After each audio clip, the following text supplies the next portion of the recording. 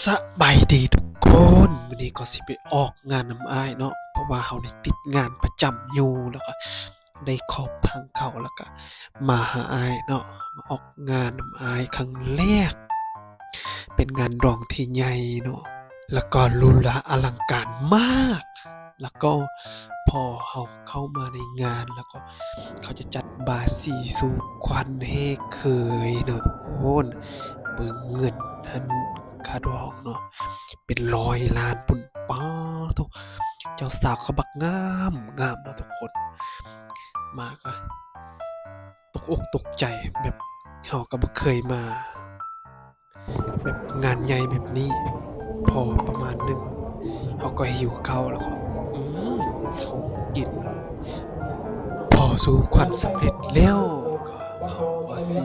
มาถ่ายรูปกันโอนนี่เด้อเป็นเจ้าบ่าวเจ้าสาวแล้วก็เป็นทั้งฝ่ายหญิงแล้วก็ฝ่ายชายเนาะทีมงานของไอ้ต้นนะแล้วก็คอยก็ได้ออกมาถ่ายรูปนำกันป๊อทุกแบบใหญ่หั่นนะเพราะว่าเขาบ่เคยมาอยู่ในเวียงจักเทื่อแบบงานใหญ่ปานนี้เนาะพอถ่ายรูปประมาณนึงแล้วก็มากินข้าวมาอาหารก็หลายอยู่ก็แซ่บ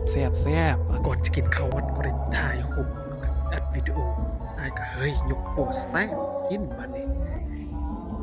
พอกินข้าวสำเร็จแล้วเจ้าบ่าวเจ้าสาวก็ได้ออกมาลำวงเนาะทุกคนแล้วก็จะมี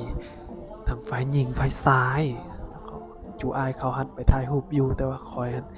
ในบ่สนไว้กินข้าวก่อนหมอบบ่สนไปแล้วกูต้องกินข้าวให้อิ่มก่อนพอกินข้าวอิ่มแล้วก็มานั่งซิวๆอยู่แล้วก็จักหน่อยเห็นไอ้เต่ามาทางหลังเฮ้ยบ่คิดบ่ฝันว่าสิเห็นไอ้เต่าเนาะ